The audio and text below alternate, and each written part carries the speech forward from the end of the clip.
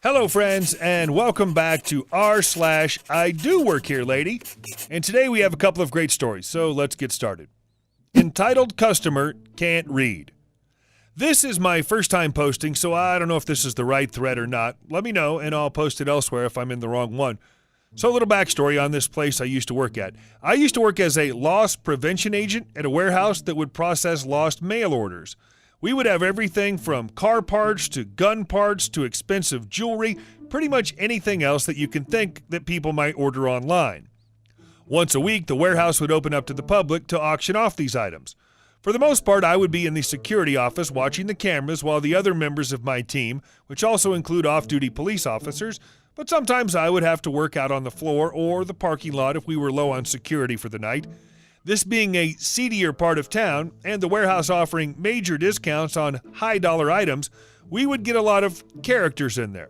Most of them were repeat customers that attended on a weekly basis. They knew how everything worked and were relatively painless to deal with. On the opposite side of that, we would get newcomers all the time who thought they'd be able to throw their bucks around and strong-arm anyone who might bid on something they would want. This story's about a night where I was working in the parking lot directing traffic. It wasn't built to handle the traffic we would get on auction night. Our biggest problem there was usually people trying to park in the employee parking area. This is where entitled customer shows up. He whips his car through the parking lot with no regard for the foot traffic or customers making their way in. Zooms past me as I'm standing in the middle of the employee parking entrance as if I wasn't there.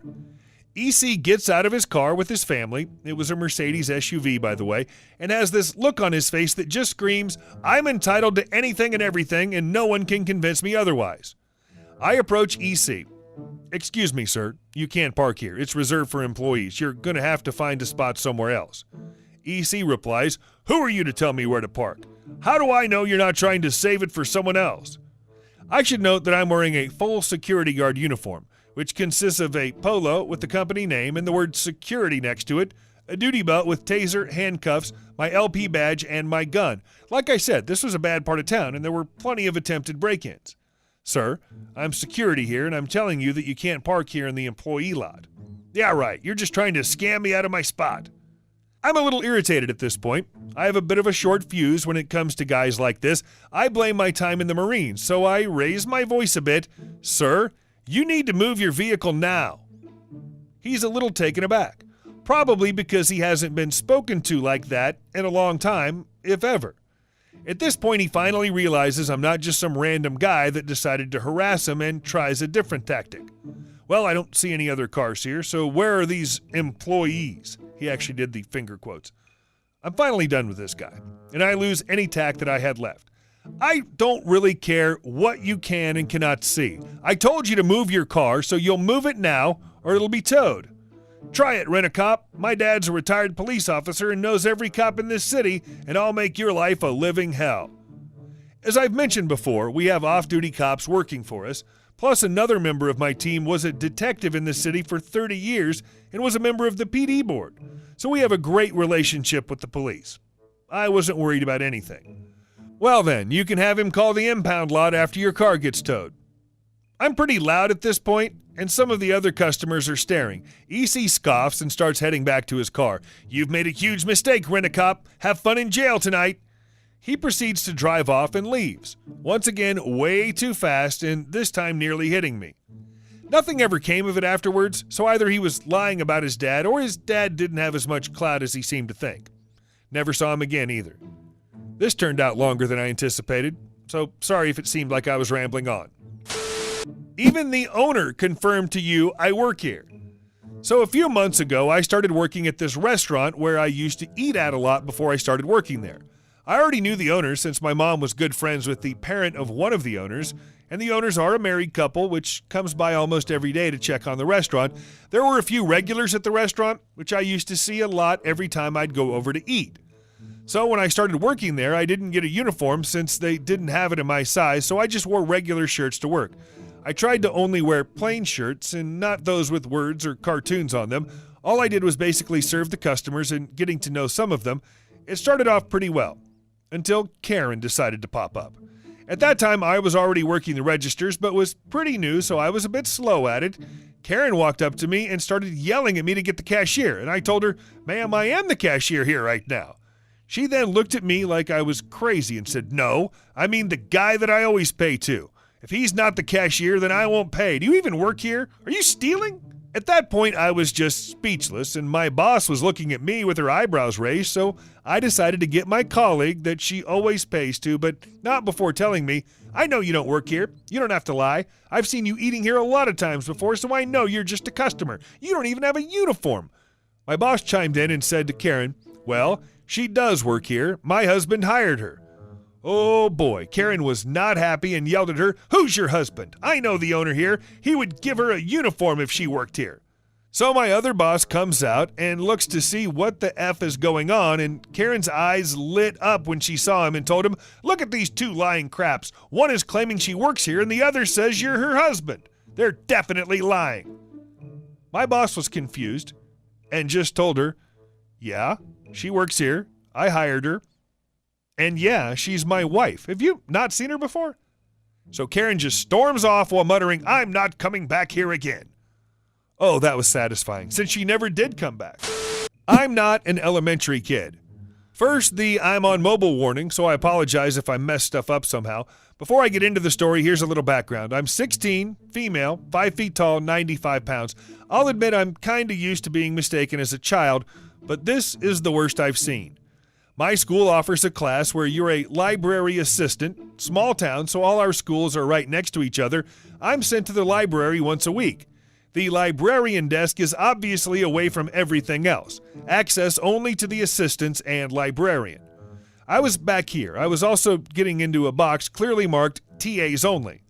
The librarian there is amazing and fills the box with candy for us. Some of the kids were setting something up, a little reward store for the other kids, I guess. I don't know. This lady comes in, and I'll give her the benefit of the doubt and say she was just a parent and probably didn't know about the no kids behind this area rule. She also was working with 5th graders as she's going to be helping the kids with the store. She has a list of the 2 kids working it. Currently, the only people in the library are me, her, and one of the kids on the list. We'll call him Logan, and the lady just L. She reads over the list and looks up. She spots me. L. "Are you Adam?" It's the other kid on the list. Me. No, I reply as I put a small candy in my mouth, then dig in the box for Almond Joys. L. "But this says I have 2 kids helping me. The other is Adam." Me. "Well, I'm not Adam." Still searching for the pesky candy I saw 5 minutes ago. Logan. Yeah, she's not, Lady spotting the box, reading it, gasping loudly. "You aren't supposed to be in there. Get over here, young lady. Stop lying and stop stealing before I tell your teacher." Me.